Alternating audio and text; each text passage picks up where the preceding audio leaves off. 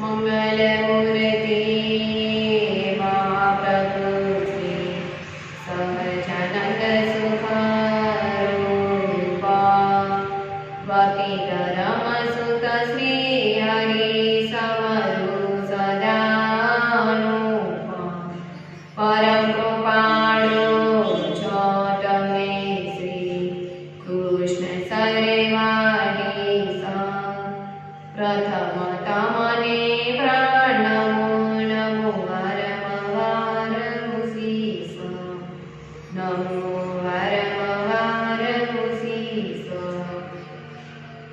ઓમ શ્રી સ્વામિનારાયણાય નમો નમઃ શ્રી પૂર્ણ પુરુષોત્તમાય શ્રી ઘનશ્યામાય શ્રી સહજાનંદ સ્વામીને નમો ભગવાનના વાલા વાલા ભક્તોને અમારા ભાવથી જય સ્વામિનારાયણ. બાળ પ્રભુ સખાઓ સાથે જળ ક્રીડા કરે છે. ઘનશ્યામ મહારાજ ખૂબ રમત રમી રહ્યા છે.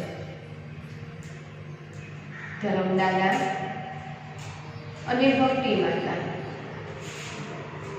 કુટુંબ સાથે છપૈયામાં રહે છે. ત્યારે આ બાળ મિત્રોને લઈ અને જળ ક્રીડા કરવા નારાયણ સરોવરે જાય છે અને પછી ત્યાંથી મિત્રો મીનસાગરે જાય છે. મીનસાગરમાં સ્નાન કરી અને આવીને સૌ પોતપોતાના કપડાં જે મૂક્યા છે એ પહેરે છે. ત્યારે ઘનશ્યામ મહારાજની નજર જે માછલા મારીને મરેલા માછલાનો ઢગલો પડ્યો હતો એ ઢગલા ઉપર પોતાની દ્રષ્ટિ પડે છે. ભગવાન તો દયાના સાગર છે.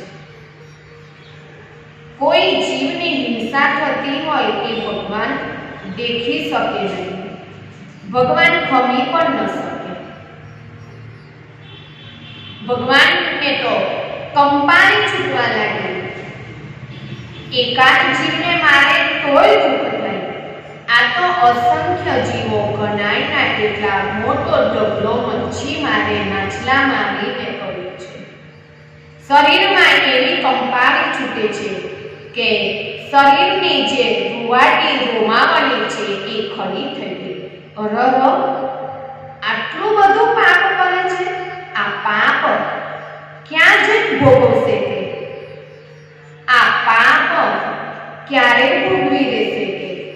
એનો અંત ક્યારે આવશે કે?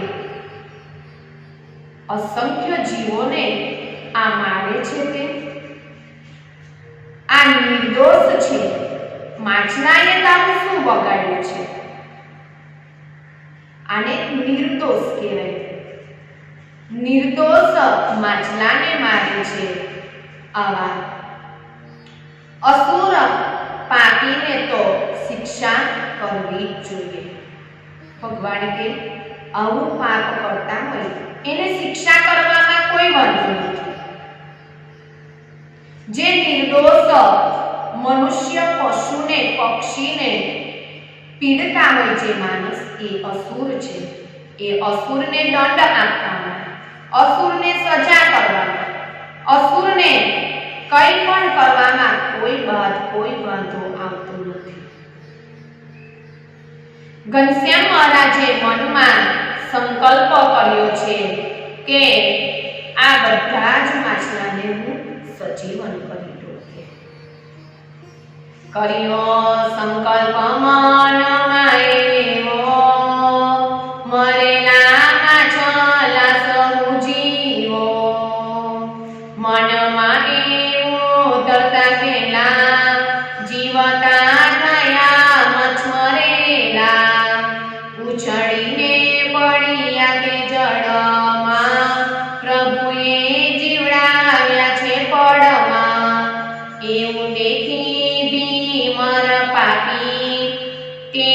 વોને મતી વિપરીત વ્યાપી.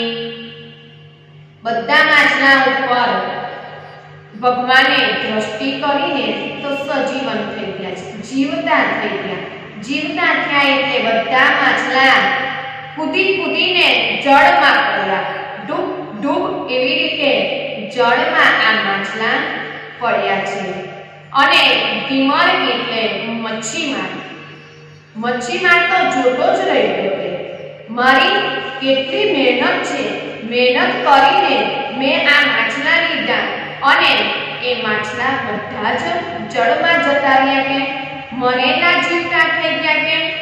મચ્છીમાર તો જોતો જ રહી ગયો કે મરેલાને ચિંતા કરે એનું નામ જ ભગવાન છે. આને ભગવાન કહેવાય કે જેમાં કઈ જ ના હોય. ભગવાન સિવાય કોઈ કરી ના શકે આ કાર્ય. ડોક્ટર પણ આ કાર્ય કરવાની ઘણી કોશિશ કરે છે, પ્રયત્ન કરે છે, છતાં પણ ડોક્ટર નથી કરી શકતા. ડોક્ટર એ ડોક્ટર જ છે, ભગવાન એ ભગવાન છે. મરેલાને પ્રાણ પણ ન હોય છતાં પણ એને સજીવન કરી શકે આવા એ ભગવાન છે. આવો એ ભગવાનનો મહિમા સમજીએ ને તો ભગવાનમાં ભજન કરવાની આપણને પ્રીતિ થાય. ભગવાનનો આવો મહિમા આંખે પહોળવે તો ભગવાનના ભજનનો આનંદ પણ આપણને કાયમના માટે આવતો રહે કે કેવા મોટા છે કે જે મરેલાને સજીવન કરે છે. એથી મોટું કોઈ જ નથી. આ ઢીમરને તો નવાઈ લાગી છે. મારી મહેનત બધી પાણીમાં જતી રહી. એટલે જે કામ કરતું હોય અને એના કામમાં આપણે બગાડ કરીએ ને એટલે માણસ લાલ ચોર થઈ જાય, ગરમ થઈ જાય, એને ક્રોધ આવી જાય. એને એમ થાય કેટલી મહેનત કરીને આ કાર્ય કરતા હોય અને તમે પાછા વચ્ચે આવી દખલગીરી કરો એટલે એને કેવો ગુસ્સો આવે. એની તો આંખો પણ લાલ લાલ થઈ ગઈ છે અને ઘનશ્યામ મહારાજને મારવા માટે પાછળ દોડ્યો છે. ઊભો રહેજે ઘનશ્યામ, ઓ ઘનશ્યામ ઊભો રહેજે, આજે તો તને માર્યા વગર મૂકવાનો જ નથી કે આજે તો તને મારીને જ જંપીશ કે તને મારીશ જ કેવું. ભગવાનની પાછળ દોડે છે પકડવા માટે, પણ ભગવાન કઈ પકડાતા હોય તારાથી. એની ઈચ્છા હોય તો જ એ પકડાય. તારી ઈચ્છા છે પકડવાની પણ એ ન પકડાય. અને એની ઈચ્છા કોણ પૂર્ણ કરે કે ભગવાનનો ભક્ત હોય અને ભગવાનના ભક્ત ભગવાનને પકડવા જાય તો ભગવાનના ભક્તની ભગવાન ઈચ્છા પૂરી કરે. તું તો કઈ પાપી જીવાત્મા છે, તું કઈ ભગવાનનો ભક્ત થોડો છે તો તારાથી એ ભગવાન પકડાય. ભગવાનને લાંબા લાંબા હાથ કરી અને પકડવા જાય છે પણ ભગવાન પકડાતા નથી. એટલે જેમ જેમ આગળ ગયા એ તો થાકી ચાલ્યો અને ભગવાને એ જ સ્વરૂપમાં યમરાજાનું સ્વરૂપ દેખાડ્યું છે. યમરાજાનું સ્વરૂપ એને બતાવ્યું છે. યમરાજાનું સ્વરૂપ ધારણ કરી લીધું છે. એવું મોટું ભયાનક વિકરાળ મહાવિકરાળ એવું એને એ સ્વરૂપ બતાવ્યું છે. મોટા મોટા દાંત છે, કાળું કાળું શરીર છે અને એમના હાથમાં 18 હાથમાં અલગ અલગ હથિયાર છે. એકમાં ઢાલ છે, એકમાં તલવાર છે, એક હાથમાં આજે બરછી છે, એક હાથમાં ભાલો છે. દરેક હાથમાં અલગ અલગ આયુધો છે અને આવી રીતે એને મારવા જાય એવું સ્વરૂપ બતાવ્યું છે. મચ્છીમાર તો આવો સ્વરૂપ જોતા જ ધ્રુજી ગયો છે કે હવે મારું શું થશે કે આ તો કેટલા બધા હાથ છે કે દરેકમાં આયુધો છે, પાછા આ દરેકમાં અસ્ત્ર છે કે હવે મારું શું થશે કે? અને ભગવાન સામે દ્રષ્ટિ કરીને જોયા કરે છે. પછી ભગવાને તેને યમરાજાની જેમ પકડ્યો છે. અરે પાપી, તું માછલાને મારે છે કે? એમ કહીને ધડાક દઈ અને 5-10 એવા ધોકા માર્યા છે. પછી એને યમપુરી બતાવી છે. યમપુરીમાં યમદૂતો એને બહુ માર મારે છે. એટલો બધો માર મારે છે, એના મિજાગના હાડકા સાંધા બધા ઢીલા કરી નાખ્યા છે. ત્યારે કે છે, રહેવા દો, મારાથી આ માર ખમાતો નથી, મારાથી આ માર સહન થતો નથી. યમદૂતો કહે છે, પાપ કરે છે હસી હસીને અને ભોગવવું પડશે રડી રડીને. આ માર ખમાતો નથી તો એવા નિર્દોષ જીવને સ્વીકારવા માંગતા હતા કે નિર્દોષ જીવની હત્યા કરતા હતા. નિર્દોષ જીવને મારીને તમે આ પેટ ભરો છો એટલે એટલા પાપી કહેવાય. આવું હતું કરતું શરીર હોય તો કોઈની ઘરે નોકરી કરીએ, મજૂરી કરીએ, એની ઘેર આજે આપણે ચાકર થઈ અને કામ કરીએ, પણ કોઈ દિવસ કોઈ જીવ પ્રાણીની હિંસા કરવી નહીં. જ્યારે ભુજમાં આજે ગંગાના મળની ઘેર ભગવાન બિરાજતા હતા, ત્યારે જગજીવન મહેતા આજે હિંસામય યજ્ઞ કરતા હતા. એટલે ત્યાં હિંસા, પશુઓની હિંસા થતી હતી, બકરાઓને જીવતા જ મારી નાખી હતી. એ યજ્ઞ કરતા હતા. ભગવાને એ યજ્ઞ પણ બંધ કરાવ્યો છે. શિક્ષાપત્રીમાં 11મો જ શ્લોક છે કે ભગવાને કીધું છે કે જો ચાચર, મચ્છર આદિક જીવની હિંસા ન કરવી. અસંખ્ય એવા સૂક્ષ્મના સૂક્ષ્મ એવા જંતુ હોય તેની પણ હિંસા ન કરવી. ભગવાને આપણને પહેલેથી કીધું છે કે એવા જીવને મારીને આપણે આપણું કર્મ કરી રહ્યા છે. હાલતા ચાલતા અજાણ્યા પણ આપણે એ પાપ કરી રહ્યા છે. ઘણીવાર એવા નરી આંખે આપણે જોઈ ન શકીએ એવા સૂક્ષ્મ જીવો હોય છે, પણ અજાણતા પાપ થાય એનું પ્રાયશ્ચિત શું છે?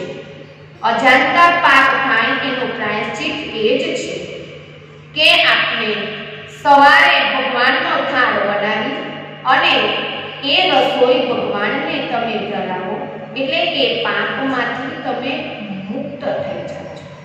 સવાર ઉઠીએ એટલે 5 પાપ આપણે લઈને જ ઉઠીએ છીએ. ખાંડવ્યો, ચૂલો, હંજવારી અને નિયારી. આ 5 પાપ આપણે લઈને જ ઉઠીએ છીએ. પણ એ 5 પાપમાંથી જો વાળીએ ના તો ઘરમાં કચરો ને કચરો જ રહેવા દઈએ, તો વાળીએ તો જીવની હિંસા થાય છે. તો એનામાંથી છૂટવું હોય તો જે કંઈ થાળ બનાવી એ ભગવાનને ધરાવો તો તમે એ પાપમાંથી મુક્ત થઈ ગયા છો. સવારે ઉઠીએ એટલે ગાળેલું પાણી પીવું જોઈએ. હવે ગાળો અને ગોળો વિચારવા જાઓ તો અંદર સૂક્ષ્મ જીવ હોય, એની હિંસા થાય એટલે આપણને એ પાપ લાગતું હોય છે. તો કે સવારે થાળ બનાવીને ભગવાનને ધરાવો તો તમે એમાંથી છૂટી જાઓ છો. હવે ઘંટી હોય, ઘંટીમાં દળતા હોય એટલે એમાં આજે 10 દિવસે 15 દિવસે ઘંટી કે મહિને કાઢે એમાં જીનામાં જીના સૂક્ષ્મ જીવ હોય છે. એટલે કે ચાલુ કરે કે કેટલા જીવ મરે આપણે કાઢી નાખીએ, છતાં પણ એકાદી કોક રહી ગયું હોય તો આપણે એ થાળ બનાવી અને ભગવાનને જમાડીએ એ આપણે પ્રાયશ્ચિતમાંથી છૂટી શકીએ છીએ. એટલે આજે યમદૂતો એને માર મારી રહ્યા છે. એટલો માર મારી રહ્યા છે કે હવે પછી કોઈ દિવસ એ આવું કાર્ય કરે જ નહીં. મચ્છી માર કહે છે, રહેવા દો મને, રહેવા દો હવે, કે મારે હાડકા ઢીલા થઈ ગયા છે, મને બહુ દુખાવો થાય છે, કે મને મારશો નહીં, કે શરીરમાં કાળની બળતરા થાય છે, કાળની બળતરા એવી શરીરમાં થાય છે. પછી મચ્છીમારનો આત્મા દેહમાં આવ્યો અને તરત જ બે હાથ જોડીને નમસ્કાર કર્યા. હે પ્રભુ, મારી ભૂલ થઈ ગઈ છે, મને ક્ષમા કરો, મને માફ કરી દો, કે હવે પછી માછલા મારવાનો ધંધો નહીં કરું. જ્યારે નીલકંઠવર્ણી સ્વરૂપે ભગવાન વિચરણ કરતા હતા, સિકોતર ગયા હતા, ત્યાં પણ લાખા કરી આ માછલા મારવાનો ધંધો કરતા હતા. ભગવાને એને પણ એ માછલા મારવાનો ધંધો બંધ કરાવ્યો છે. આ જીવ પ્રાણી ઉપર દયા રાખવી, કે યમદૂતોનો માર તો ખમાતો જ નથી, હું તમારે શરણે આવ્યો છું, કે હે પ્રભુ, હિંસા બંધ કરાવી છે અને હવેથી હિંસા હું નહીં કરું, કે અને મને સુખી કરજો. કે મહારાજ કહ્યું છે, હિંસા બંધ કરી એટલે અમે સુખી થવાના જ છો. કે હિંસા એ મહાપાપ છે, પાપ એ દુઃખ છે. પાપ એ એક પ્રકારનું જીવાત્માનું દુઃખ છે, કે કર્યા કર્મો તો અહીંયા જ ભોગવવા પડે છે. એક વખત શ્રી કૃષ્ણ ભગવાન અને અર્જુન બે ફરવા માટે નીકળ્યા છે. ત્યારે એક મોટો મહેલ આવ્યો છે. એ મહેલમાં આજે એ મચ્છીમાર હિંચકા ઉપર બહાર ઝૂલી રહ્યો છે. ત્યારે અર્જુને પૂછ્યું કે આ કોણ છે? તો કે મચ્છીમાર છે. આગળ ચાલતા થયા. પછી થોડુંક ચાલીને આગળ આવ્યા. ત્યારે ત્યાં આગળ મોટું એક સરોવર આવ્યું છે. ત્યાં મચ્છીમાર આવી રીતે અસંખ્ય જીવોને મારી અને જાળમાં મૂકતો હતો. ત્યારે આ શ્રી કૃષ્ણ ભગવાનને અર્જુન કે ક્યાં કેટલા જીવની એને હત્યા કરી છે, કે કેટલા જીવની હત્યા કરી છે, કે આવું કે? ત્યારે શ્રી કૃષ્ણ ભગવાન કહે છે, ભગવાનની દેર, એમ કે દેર છે પણ અંધેર નથી, કે અંધર નથી. આટલું જ કીધું છે. પછી થોડો સમય થયો. ત્યારે પાછા બંને જણ ફરવા માટે નીકળ્યા છે. તો એક હાથીને જોયો છે. એક હાથીની ઉપર એટલા બધા ઘૂમડા થયેલા, એટલા બધા ચાંદા પડેલા અને એવા પાકી ગયેલા, એમાંથી કાંસ ને પરુ ને એવા નીકળે, એવું ગંધાય એવો એ હાથી હતો. અને એટલી બધી માખો ત્યાં બેસતી હોય, માખો ચટકતી હોય, કીડા અંદર ખદબદ થતા હોય, કીડા હળવળતા હોય, કીડા એને ચટક ચટક કરતા હોય અને એ કીડા એટલા બધા ગુણ કરી રહ્યા હોય. આવું એ શરીર હતું. ત્યારે અર્જુન કહે છે, હે શ્રી કૃષ્ણ ભગવાન, આ હાથીએ એવા કયા પાપ કર્યા હતા કે તેને આટલી બધી દુઃખની વેદના સહન કરવી પડે છે? આ એને દુઃખ ભોગવવું પડે છે? શ્રી કૃષ્ણ ભગવાન કહે છે કે મેં તને કીધું તું ને કે ભગવાનની દેર છે પણ અંધેર નથી. કે આ ભગવાન કે એને અહીંયા સજા ભોગવે છે, અહીંયા સજા એને ભોગવવી પડે છે. જે મચ્છીમાર હતો ને આ એ જ હાથી છે.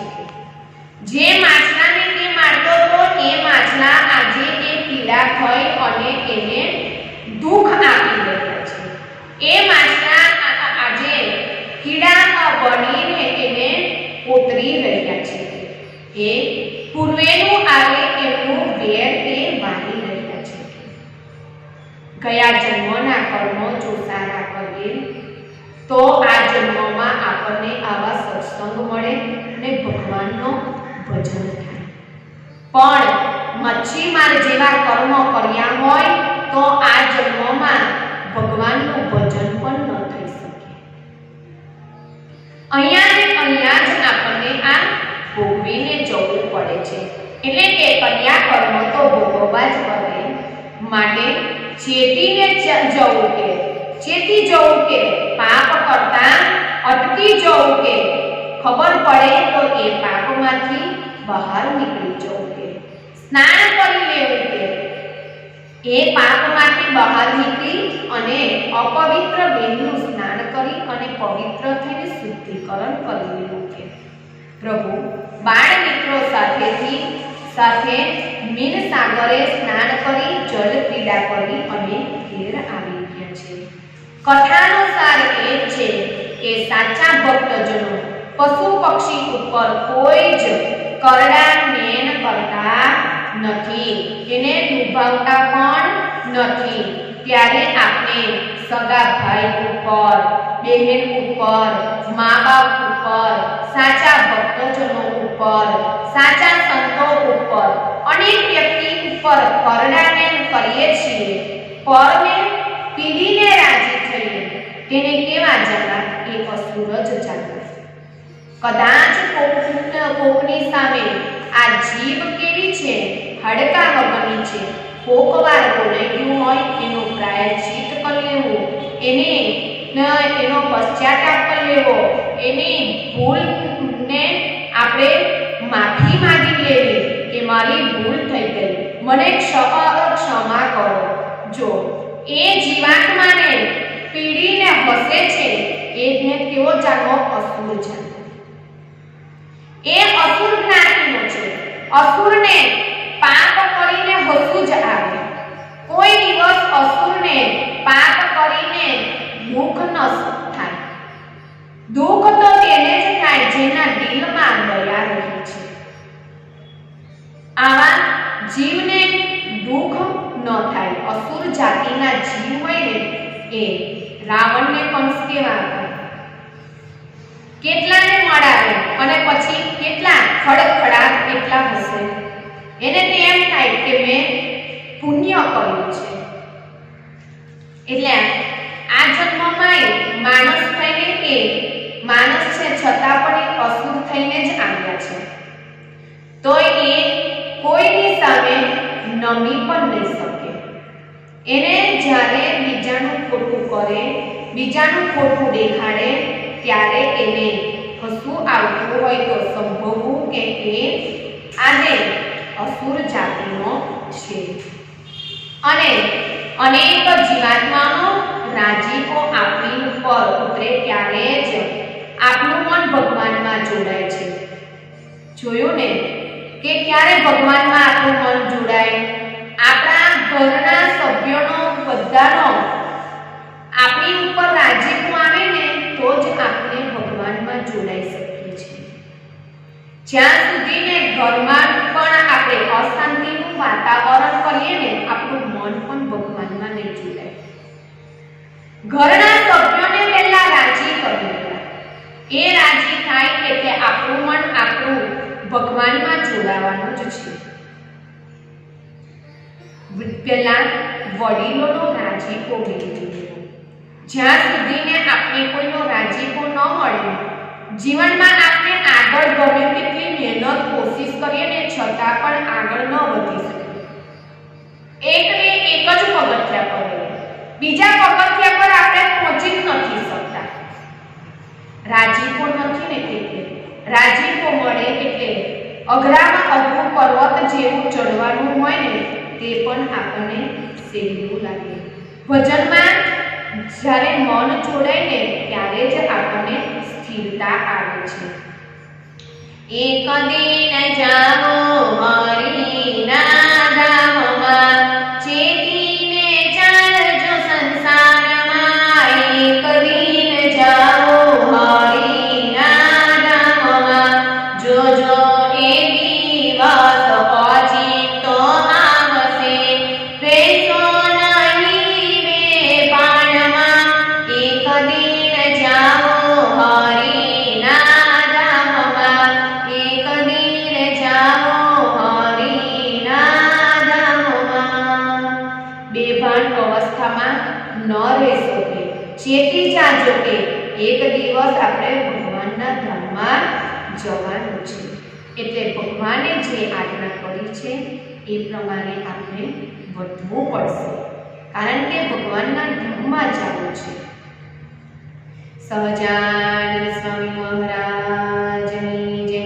શ્રી કૃષ્ણ વરદેવ રેવતી માત કી જય. શ્રી ઘનશ્યામ મહારાજની જય. શ્રીપતિ શ્રીધરમ સર્વદેવ